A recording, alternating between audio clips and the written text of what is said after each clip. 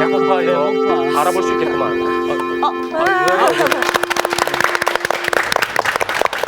혹시 저번 시간에 배웠던 걸 기억하시나요? 그렇죠. 고백의 언어. 네, 고백의 그렇죠. 언어와 네. 저는 기적적으로 생각합니다. 제가 말하는 거를 기억하시다니요. 그렇죠.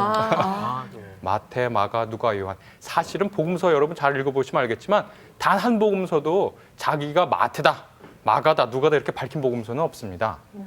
그냥 교회 전통에 따라 그렇게 부르는 건데요. 이 네 복음서가 왜 하필 네 복음서냐? 모르죠. 사실 그 내막은 몰라요. 어떤 분은 초대교부 중에 유명한 이레네우스라는 분은 바람이 네 곳에서 불어오잖아. 그러니까 네 복음서야. 아예요? 그 이해가 되시는 거예요?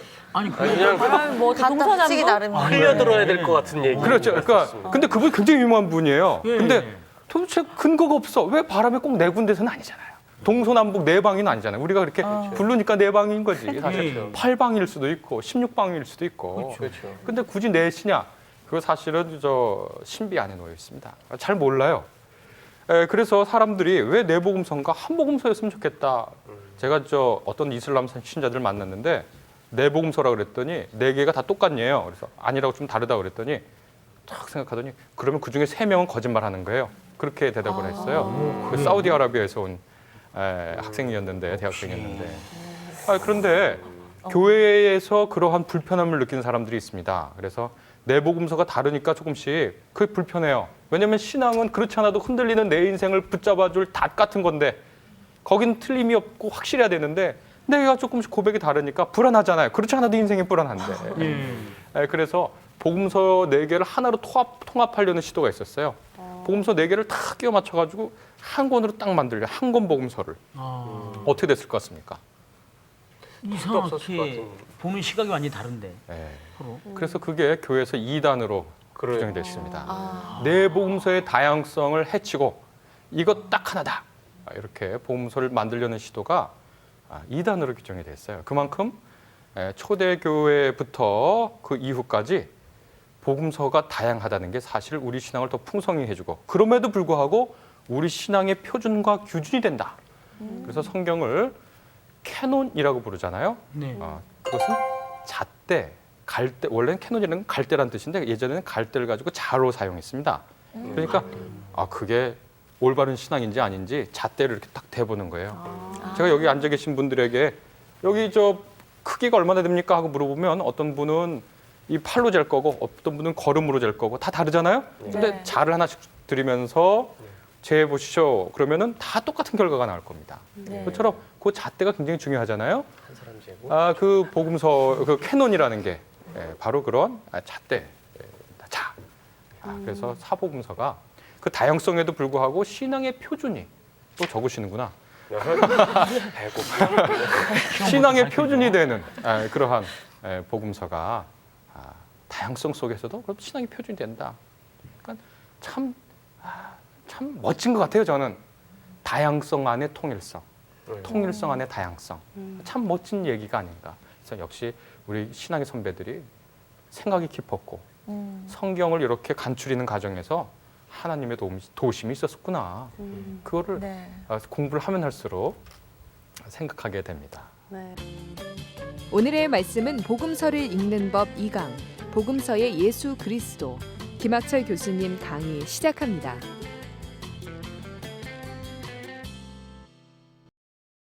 오늘은 드디어 우리가 저번 시간에 얘기한 것처럼 각 복음서는 예수님을 어떻게 말씀하나, 어떻게 진실되게 우리의 고백으로 고백하나, 그걸 이제 배울 시간입니다. 혹시 여기까지 질문 있으세요? 혹시 없습니다. 없죠. 배운 게 없기 때문에 질문할 거라도. 자, 그러면 복음서를 신약 성경을 딱 펴면 맨 처음에 나오는 복음서부터 우리가 어떻게 예수님을 고백하는가 그거를 조금 알아볼까요?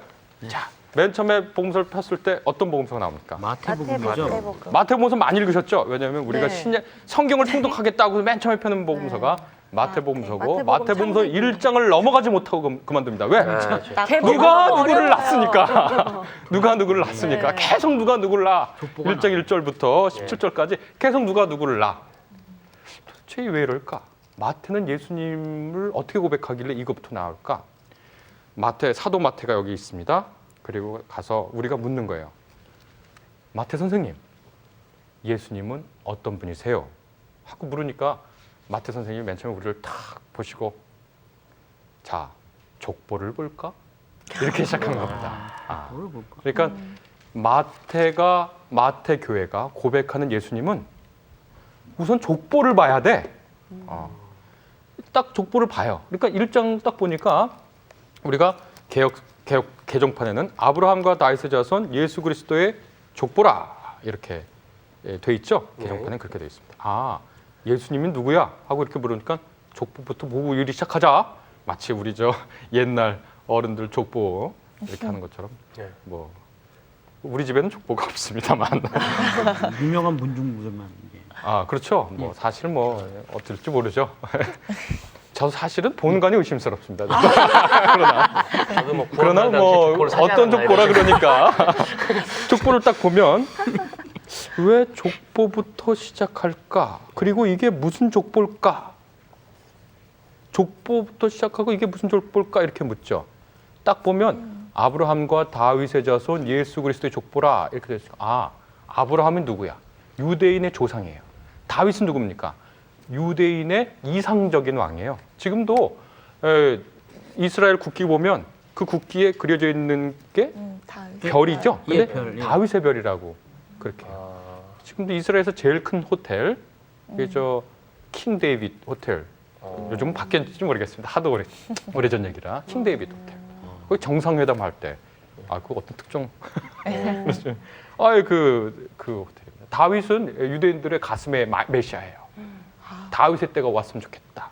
다윗이 누굽니까, 근데? 다윗이 어떤 사람이죠? 하나님과 마음이 합한 자. 아, 왜 이렇게 공부를 많이 하셨죠? 다윗의 직책이 뭡니까? 다윗 하면은 유대인들에게 어떤 사람으로? 이상적인 왕입니다. 이 족보는 그러면 예수님은 누구냐? 마태서님한테 물어보니까 예수님은 유대인의 왕의 족보에 속한 분이다. 이렇게 얘기하는 거죠. 다시 말해서 유대인의 왕이다. 이 얘기를 하는 겁니다. 이 족보를 읽어보면 정말 그래요.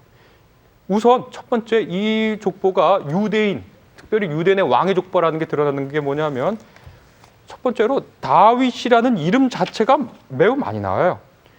1장 1절에 나오죠. 네. 그리고 1장 6절에 나오죠. 그 다음에 1장 17절에 나오죠. 제일 많이 5번 정도가 나옵니다. 우선 이름이 많이 나와요. 둘째, 이 족보에는요 직책이 한 명도 소개되어 있지 않습니다. 어떤 무슨 직책, 뭐 예를 들어 뭐 솔로몬도 왕인데 솔로몬에게 왕이라고 하지 않아요. 단 1장 6절을 보면 네.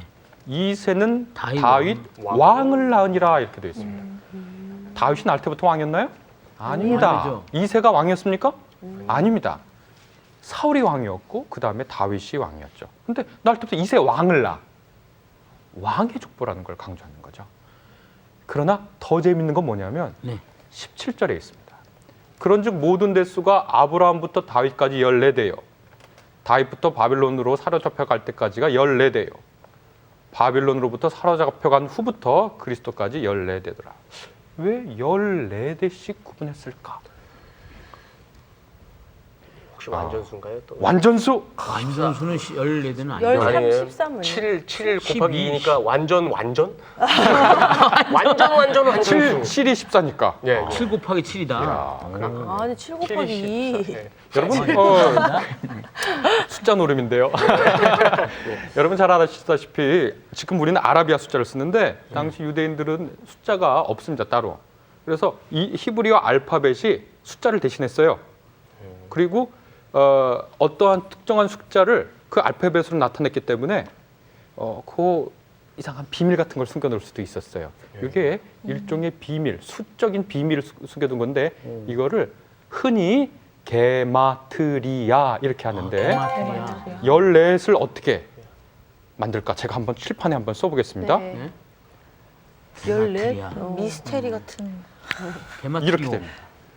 다윗이라는 히브리어를 쓰면 히브리어에는 모음이 없습니다. 자음만 있어요.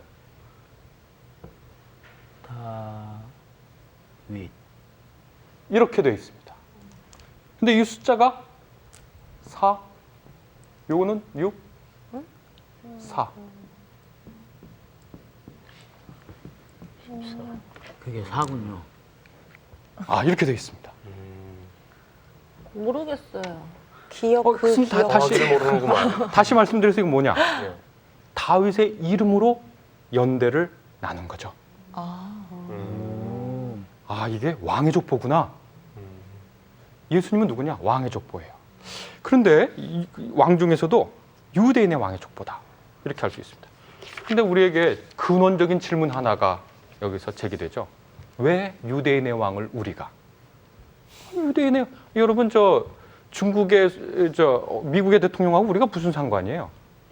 일본의 수상하고 우리랑 무슨 상관이에요? 일본의 수상이지 우리의 수상은 아니잖아요. 우리가 그 사람 말을 들을 이유가 없잖아요. 우리는 대한민국 국민인데. 네. 그렇죠. 프랑스의 대통령하고 나랑 무슨 상관이야? 프랑스 알면 국민은 좋은 얘기를 존경하고 듣겠지. 우리랑은 상관이 없어. 왜 유대인의 왕인데 예수님이 우리가 그분의 백성처럼 살아야 되나? 2장에 보면 동방에서부터 온 박사들이 왜 유대인의 왕을 경배하러 그 동방으로부터 예루살렘까지 찾아왔을까? 왜? 마태는 이 유대인의 왕으로 나신 예수님이 두 가지 점에서 이방인인 그들로부터는 외국인인 우리와 관련이 있다고 생각합니다. 첫 번째, 유대인으로 왕으로 나셨지만 이분은 구약에서부터 예언되어 있는 온 세상을 다스릴 메시아다. 그래서 마태를 보면은요, 예전에는 이렇게 기록되어 있는데 이것이 예수님에게서 이루어졌다 하는 구약 성취 인용구가 눈으로 확 볼 수 있는 것만 해도 10번이 나옵니다. 하나만 찾아볼까요? 네. 보면 1장 22절에서 23절을 보면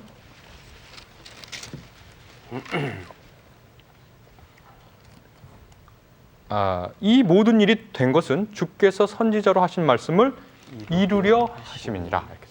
이루려 하심이라. 2장 15절을 우리가 보면 이는 주께서 선지자를 통하여 말씀하신 바 예굽으로부터 내 아들을 불렀다 함을 이루려 하심이라. 선지자가 예언하고 어떤 내용이냐? 새로 태어날 유대인의 왕은 단지 유대인의 왕뿐만 아니라 온 세상을 다스릴 메시아다. 그것을 구약에서 예언했는데 그것을 성취하는 분이 바로 예수님입니다. 그것을 마태가 강조해서 얘기합니다. 그 유대인의 왕으로 온 세계의 왕이 되시는 분이다. 그렇게 이제 얘기할 수 있겠습니다. 근데 중요한 게 있습니다. 그것은 뭐냐면 유대인의 왕으로서 세상을 통치할 왕인데 이분은 어떻게 통치할 것이냐, 어떤 방식으로 통치할 것이냐, 이것이 매우 중요한 사안이죠.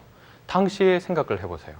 당시 예수님이 태어나시던 시대의 그 장소에 왕으로 불릴 만한 사람은 누가 있을까요? 로마의 왕이 있었죠. 헤롯 왕? 헤롯 대왕. 헤롯 대왕은 아마 지금 방금 말씀하신 로마 황제가 볼 때는 저기에 있는 왕일 겁니다. 왜냐하면 헤롯 대왕의 왕직을 로마 황제가 준 거거든요. 분봉왕이니까 시답자는 네, 스타일이죠. 분봉왕이라고 그러셨는데 헤롯 대왕이 있고 헤롯 분봉왕이 있습니다. 다르네. 예, 그렇습니다. 헤롯 대왕은 예. 사실 제가 생각할 때는 대왕까지는 아닌데 예. 그래도 유대인들이 볼 땐 대왕이에요. 왜냐하면 예루살렘 성전 예수님 당시에 크게 재건축할 때 그때 헤롯 대왕. 여러분 혹시 마사다 가보셨어요? 거기에 궁전이 있어요. 그런 건축 사업을 많이 하면 독재인데 독재적인 왕이었어요. 예, 시행사 쪽으로. 네, 독재적인 왕이에요. 근데 시행사고. 어떤 이스라엘 가이드가 하신 말씀이 헤롯 대왕 없으면은 이스라엘 볼 게 없다고. 왜냐면 그 건축 사업을 많이 했으니까. 그럴 수도 있겠다. 헤롯 대왕은 대왕이지만 로마 황제 미칩니다. 로마 황제는 그럼 뭘로 다스렸을까요, 세상을? 로마 황제가 덕이 있다, 슬기롭다, 여러 말을 했지만 뭘로 다스렸을까요? 힘으로. 군사. 맞습니다. 딱 두 가지예요. 권력? 하나는 군사력입니다. 로마 군대가 잔악했거든요. 어느 정도 잔악했냐? 예수님 사시던 곳에서 조금 떨어지면, 예수님이 나사렛에서 사셨으니까 조금 떨어지면 세포리스라는 동네가 있어요. 거기서 반란이 일어났을 때 어떻게 했냐? 거기를 그냥 다 몰살시키고 반역한 사람들은 어떻게 하냐면 어떤 사람은 2,000명, 어떤 사람은 3,000명이라고 그러는데 그 사람들을 잡아다가 십자가에 매달고 가로수길을 만들었어요. 2,000명 혹은 3,000명을 한꺼번에 십자가에 매달려서 대로 사람들이 많이 다닌 대로 우리 같으면 세종로 같은데 2,000명을 쭉 매달았어요. 이렇게 가면서 보는 거죠. 십자가에 매달리면 보통 3일에서 2, 3일 삽니다. 길게 산 사람은 일주일까지 삽니다. 예수님은 일찍 돌아가셔서 저분은 왜 이렇게 일찍 돌아갔나 하고 의아했다라는 성경 기록이 있는데 이틀에서 3일, 길게 산 일주일. 그러니까 그 세종로 사거리를, 광화문 사거리를 딱 지나가면서 옆에 십자가에 달려가지고 신음하는 사람들을 보고 지나가면서 무슨 생각했겠어요? 반역하면 저렇구나. 그렇죠? 배신하면 안 되지. 로마는 무슨 말을 하고 싶어요 거기서? 까불면 죽는데. 죽어. 예. 이거죠. 반역하면 죽어. 군사력으로 반역한 사람들은 십자가에 매다니까요. 그 다음에 뭘로 다스렸냐? 조용하죠. 반란을 잠재웠죠. 우리가 이렇게 질서를 유지해 줬으니까 세금을 내. 금권과 군사력이 로마를 통치하는 주요한 수단이었습니다. 물론 이제 막 그걸 자기네 통치를 그래서 뭐라고 불렀냐면 팍스 로마라고 불러요. 그러면서 로마의 평화라고.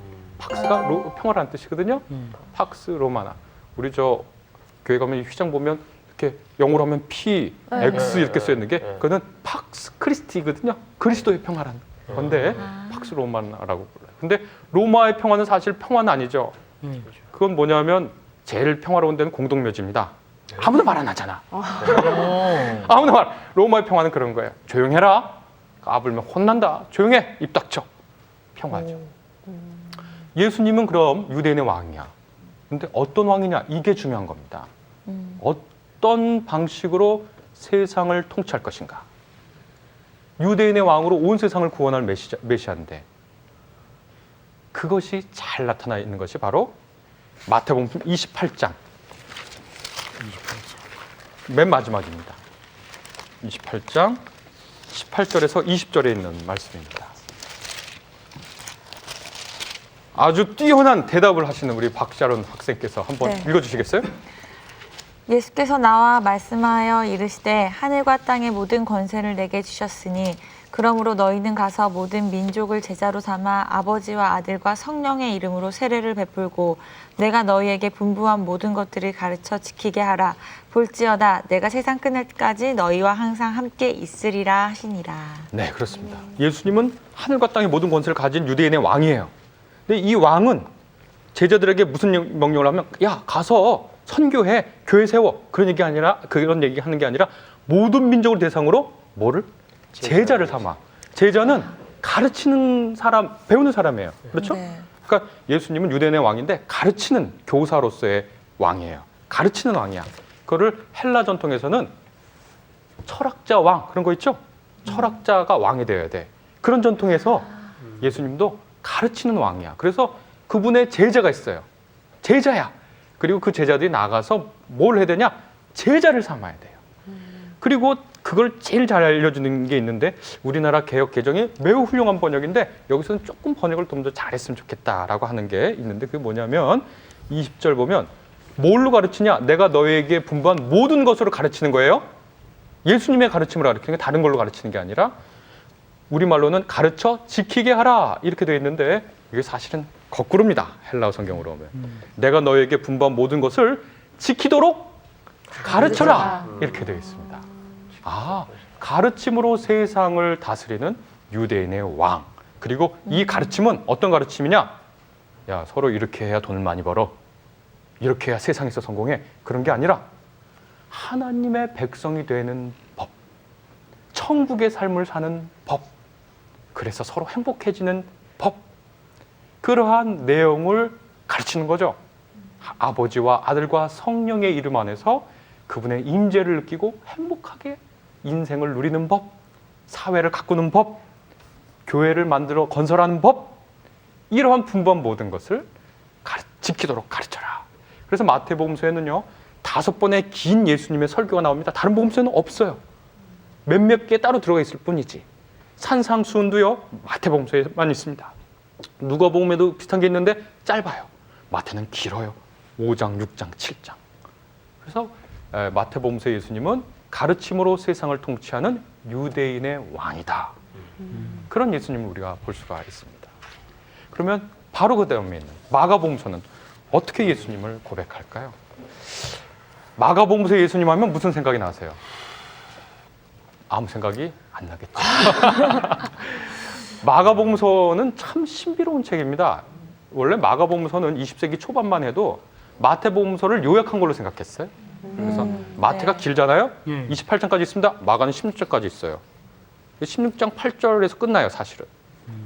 그러니까 요약본이다 이렇게 생각했어요. 그래서 이건 별로 왜 이런 걸 넣었을까? 요약한 건데 20세기 중반 이후로 마가복음서의 가치가 확 상승했습니다. 알고 보니까 마가복음서 제일 먼저 기록한 거예요. 그리고 그 신학이 만만치가 않아. 그 신앙의 깊이가 아주 역설적이고 모순적이지만 우리에게 아주 깊은 신앙의 통찰을 보여줍니다. 우선 마가복음서는 1장 1절에 역시 봐야죠. 마가한테 가가지고 예수님 어떤 분이세요? 하고 물어보니까 예. 어떻게 대답하는지 우리 김상훈 학생께서 한번 읽어주시겠어요? 하나님의 아들 예수 그리스도의 복음의 시작이라. 아멘. 뭐가 중요할까요, 그러니까? 예수가 어떤 분이래요? 복음의 하나님의 시작이라. 뭐가요? 하나님의 아들. 왜 조수 학생께서는 왜? 그렇죠. 하나님의 아들이라는 게 하나님의 아들이야. 여기서 왕이야. 예. 그런데 마가복음은 하나님의 아들이야. 하나님의 아들은 어떤 분이에요? 그건 영광스러운 분이에요. 하나님의 아들이라는 영광. 내가 뭐 아주 훌륭한 분의 아들이라 그러면은 뭐 콤플렉스도 지니고 살겠지만 요즘은 그 영예로운 거잖아요. 왜냐면 내가 이제 또 친해지고 싶어요. 친해지고 싶은 하나님의 아들이야. 그건 사실은 그 당시의 세계에서는 통치자를 의미합니다. 로마 황제는요, 디비필리스, 하나님의 아들이에요. 예전에 끌려갔던 유대인들이 포로로 끌려갔던 바빌론에서는요, 최고 신인 마르둑이거든요. 옛날엔 말뚝으로 번역했는데 마르둑인데 마르둑의 아들은 바빌론의 왕 하나예요. 이집트의 최고 신은 라예요. 라의 아들은 딱 하나입니다. 누굽니까? 파라오예요. 고대에서. 하나님의 아들이야, 예수님은. 근데 요것이 처음에 나오죠. 네. 그 다음에 복음서 딱 중간 9장 7절을 보시면 거기서 보면 김동균 학생께서 좀 읽어주시겠어요? 마침 구름이 와서 그들을 덮으며 구름 속에서 소리가 나되 이는 내 사랑하는 아들이니 너희는 그의 말을 들으라 하는지라. 네. 하늘이 열려. 이거는 대단한 거거든요. 그 하나님의 목소리가 직접 나와서 이는 내 사랑하는 아들이다. 영광의 그리스도. 맨 마지막에 15장 39절. 거기도 김동현 학생께서 읽어주시겠어요? 15장 39절. 목소리가 좋아서. 예수를 향하여 섰던 백부장이 그렇게 숨지심을 보고 이르되 이 사람은 진실로 하나님의 아들이었도다 하더라. 네. 세 군데에서 복음서 처음과 중간과 마지막에 하나님의 아들이라고 이렇게 얘기하고 있습니다. 그래서 마가복음서를 보면 마가복음서 전반부에는 예수님의 기적과 치유, 축기의 능력이 많이 나타났습니다. 하나님의 아들답죠? 축기하고 기적 일으키고. 그런데 마가는요, 거기서 끝나지 않아요. 만약에 마가가 예수님이 하나님의 아들이야. 봐. 얼마나 영광스러운 일을 많이 해. 영광이 뭡니까? 하나님의 아들이 하나님의 아들답게 드러나는 게 영광이거든요. 그렇잖아요. 우리하고 좀 달라요. 왕의 영광이 드러났다 그러면 왕이 왕처럼 왕의 위엄이 드러날 때 영광된 거죠. 하나님 영광 받으세요. 하나님이 하나님처럼 드러난 게 영광된 거거든요. 하나님은 뭐 우리가 거짓말로 찬양할 필요 없잖아. 그 자체가 위대한 분이니까. 예수님은 어떤 분이 하나님의 아들이야. 축기, 귀신 쫓고 또 치유하는 걸로 그 기적적인 행사로 무리를 걸으시고 사람들을 먹이시고 하나님의 영광이 드러나죠. 그거. 우리가 그것만 보면 마가는 거기서 그치지 않아요. 우리가 그것만 보고 예수님 너무 좋아요. 마가는 그거는 반쪽짜리야. 오히려 마가 예수님은 뭐라 그러냐면 야, 말하지 마. 기적은 그거 말하지 마. 참된 하나님의 아들의 영광은 어디서 드러나느냐?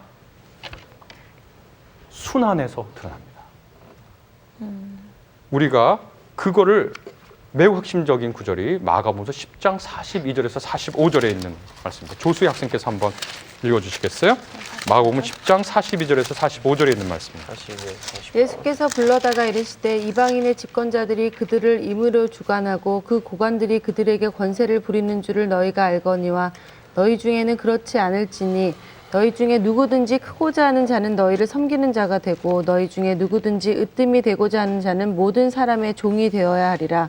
인자가 온 것은 섬김을 받으려 함이 아니라 도리어 섬기려 하고 자기 목숨을 많은 사람의 대속물로 주려 함이니라.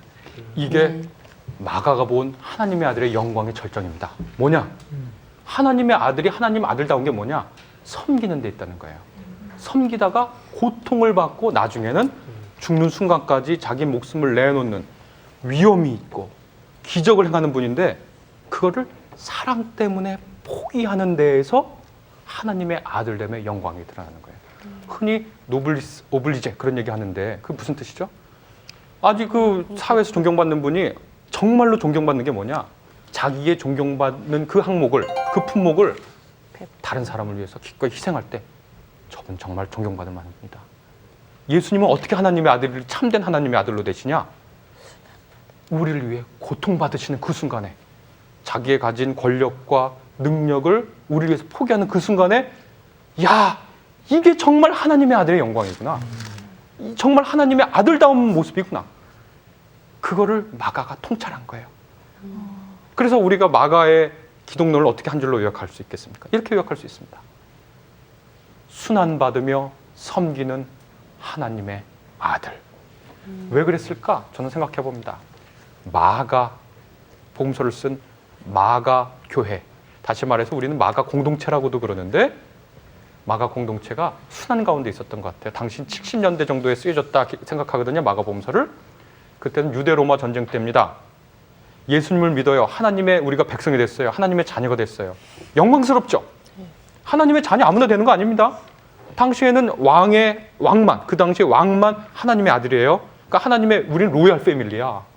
귀족도 아니라 로얄 패밀리예요. 하나님의 자녀야. 영광스러워. 그런데 세상 사는 건 어때요? 전쟁 와중에 힘들어. 고통스러워. 서로가 자기 생존하기 바빠. 그런데 어떻게 하나님의 자녀된 게 드러나느냐?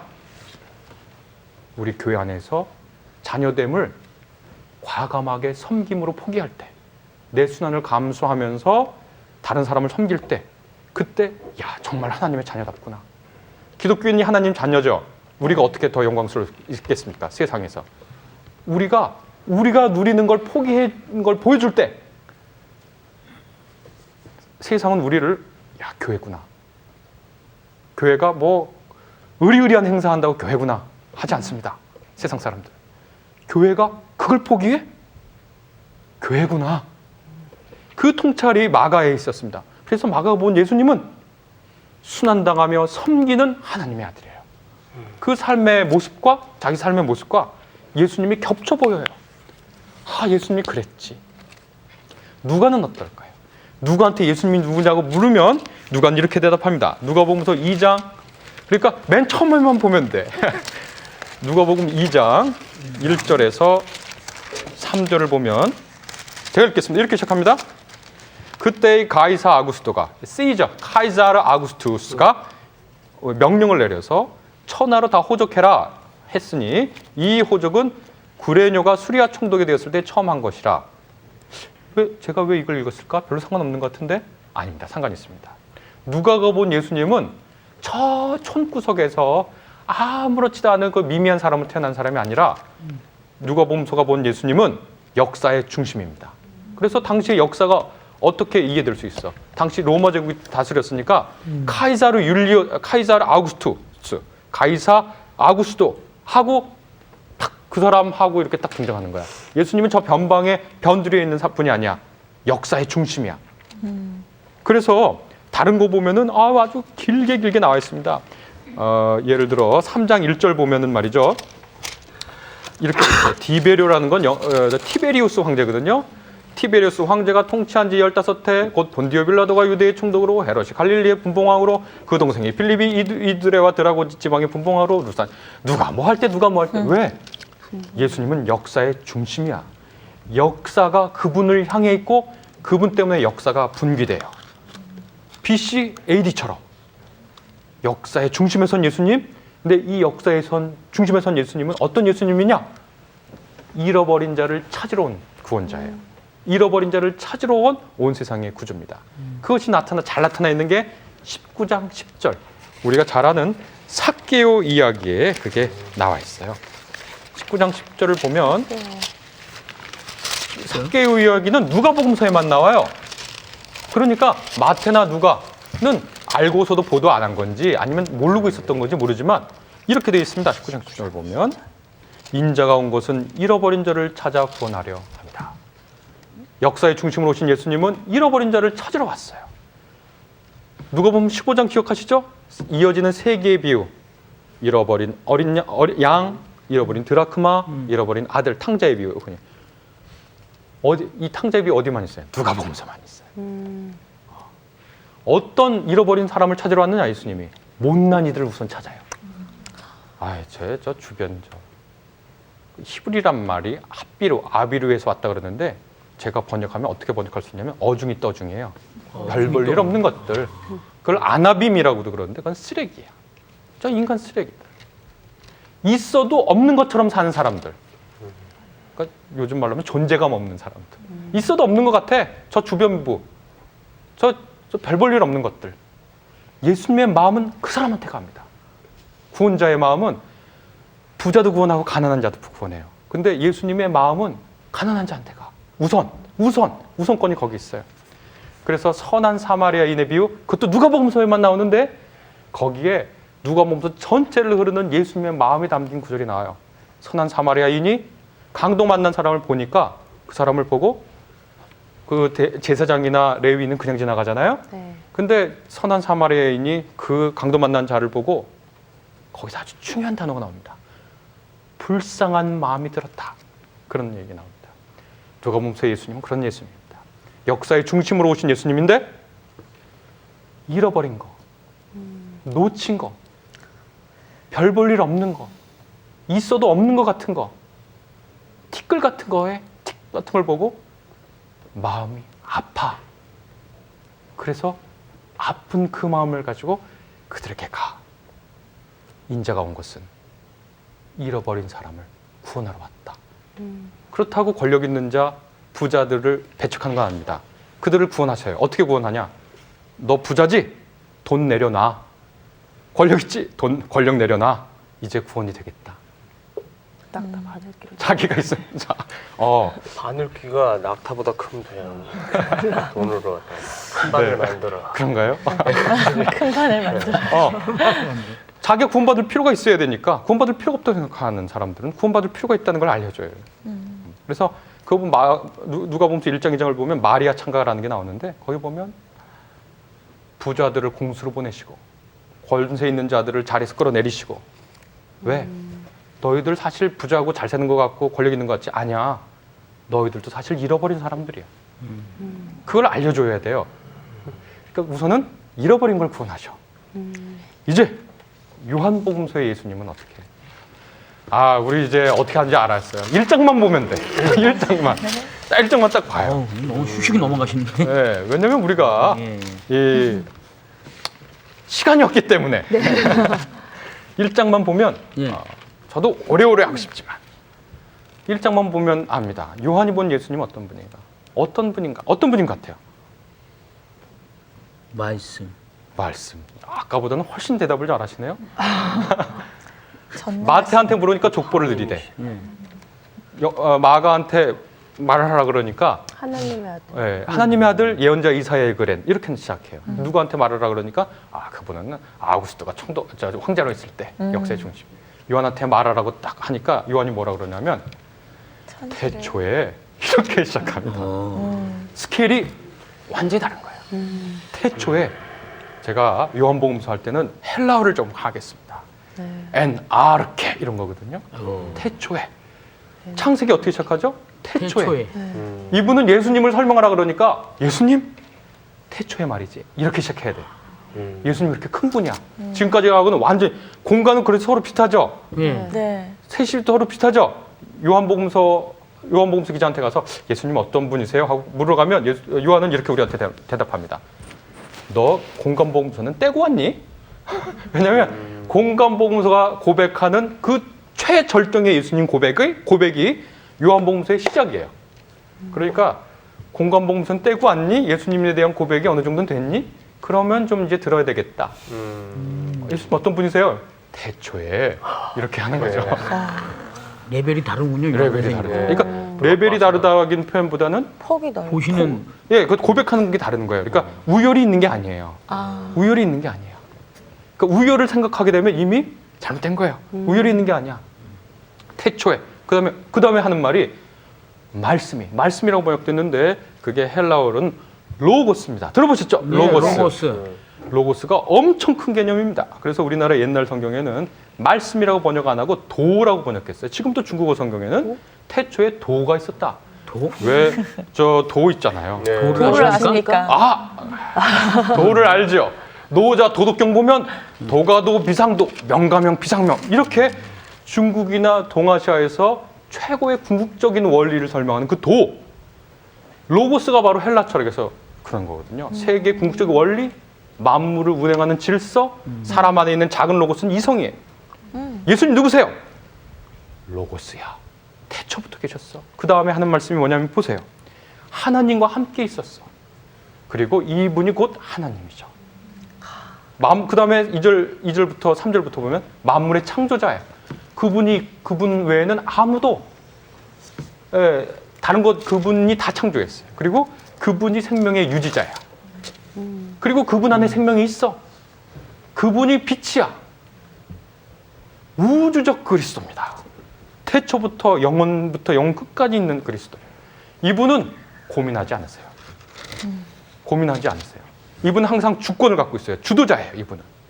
그래서 저 겟세마네 동산에서 마가 예수님은 고민하시죠. 피와 땀을 흘리시죠. 요한의 예수님 그렇지 않습니다. 18장 1절부터 11절을 보면 우리가 다 읽지는 않겠습니다. 이런 겁니다.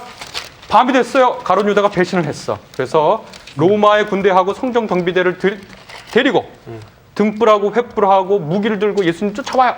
예수님이 딱 있다가 그들이 올 때 숨거나 이제 왔나 갑작스럽게 놀라지 않아요. 그들이 오니까 예수님이 18장 보면 말이죠. 재밌습니다. 4절 보면 18장 4절 예수께서 그 당한 일을 다 알아 이미. 그리고 어떻게 해요? 예수님이 나가. 맞으러 나가. 그리고 하는 말이 누구를 찾냐? 무슨 꽃을 찾으러 왔다는 것도 아니고 누구를 찾냐? 상황에 압도되지 않아. 언제나 상황을 컨트롤해. 그리고 나서 예수를 찾는다. 그랬더니 6절 보세요. 엄청 재밌어요. 내가 그들에게 내가 그니라. 나야. 그랬더니 그 사람들의 반응이 어때요? 그 군인들이 물러나서 땅에 엎드러져. 예수님의 신성이 드러난 거야. 그 영광이 드러난 그 장면에서 뒤로 물러나서 넘어지게 된 거죠. 요한의 예수님만 십자가에 달려 돌아가실 때 다 이루었다 말씀하십니다. 마가 예수님은 큰 소리를 지르며 운명하시다. 그러면 그걸 두 개를 조화시키려면 다 이루었다 이렇게 생각하다가 아니죠. 아니죠. 아니에요? 다 이루었다 요한의 예수님 말씀합니다. 그분은 그렇게 영광된 분이지만 3장 16절 하나님 세상을 이처럼 사랑하사 우리와 같은 육을 입으셨어. 육이라는 건 제한적인 거거든요. 부패하는 거거든요. 썩기 쉬운 거거든요. 로고스가 될 만한 게 아니거든요. 육을 입고 오셨어. 왜? 이처럼 사랑하사. 그분의 영광을 밀어두시고 우리의 구원을 위해 우리의 사랑을 위해 오셨어요. 그 영광의 예수님이 우리를 보고 너는 내 안에 나는 너 안에 서로 살아. 내가 너를 위해 목숨을 버린다. 그러니까 감격스러운 거죠. 그래서 요한의 예수님을 우리가 1장 다시 보면 우리가 그의 영광을 보니 아버지의 독생자의 영광이요 은혜와 진리가 충만하더라. 요한이 본 예수님은 이런 예수님입니다. 혹시 질문 있으신가요? 내 복음서에 나와 있는 예수님의 상을 우리가 정말 주먹 한 산 수박 허탈시키시고 찾아봤습니다. 어떻게 생각하세요? 내 복음서가 다 고백이 다른데 어떤 게 제일 마음에 드세요? 요한이요. 정말 왜요? 네? 똑같아. 다 다릅니다. 저는 이제 마가 예수님을 좋아했습니다. 왜냐하면 네. 비장한 맛, 비장미가 있어요. 비장미가. 그러니까 비교하자면 마가는 베토벤 같아요. 베토벤. 그런데 요한은 모차르트 같아요. 멋진 표현. 그런데 네, 베토벤 좋아한다고 모차르트 싫어해? 그렇지 않아요. 모차르트 좋아한다고 베토벤 싫어해요? 아니죠. 둘 다 들을수록 우리의 음악적 감성이 풍부해집니다. 저는 내복음서가 있는 게 행복합니다. 이 귀중한 신앙 전통을 가지고 우리가 내복음서를 배워봤습니다. 오늘은 여기서 마치겠습니다. 감사합니다. 감사합니다.